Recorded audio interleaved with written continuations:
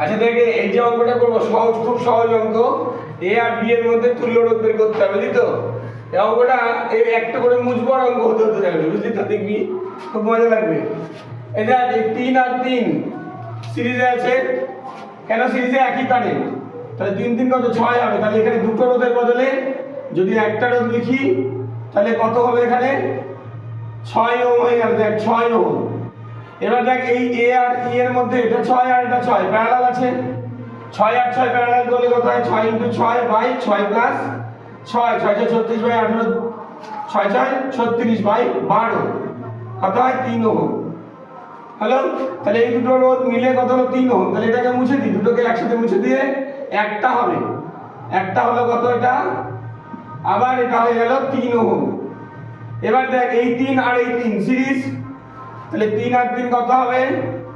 6 ohm. তাহলে এই দুটো মিলে একটা হলো, তাহলে দুটো জায়গায় একটা লিখবো, মানে মুছে দিয়ে একটা রোধ লিখবো। কত হবে সেটা?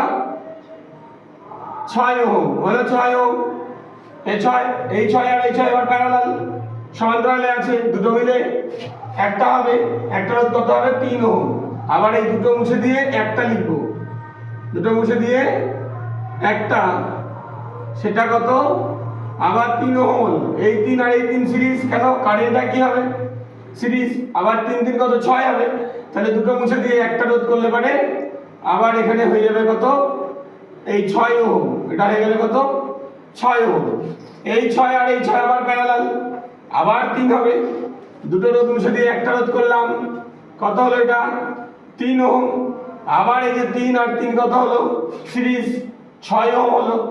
ঠিক আছে, তাহলে দুটো মুছে দিয়ে কত হলো? একটা রোধ, কত সেটা? 6 ওহম।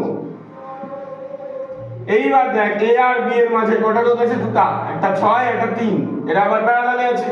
তাহলে তুল্য রোধ কত হবে? 6 × 3 বাই 6 প্লাস 3 18 বাই 9 2 ওহম। তাহলে এ আর বি এর মধ্যে তুল্য রোধ কত হলো? 2 ওহম। আবার এই দুটো মুছে দিয়ে একবার এ আর বি এর মাঝখানে টোটাল রোধ কত দাঁড়ালো? 2 ওহম। দেখ কি বললাম আমি? মুছতে মুছতে অঙ্ক হয়ে যাবে, হয়ে গেল।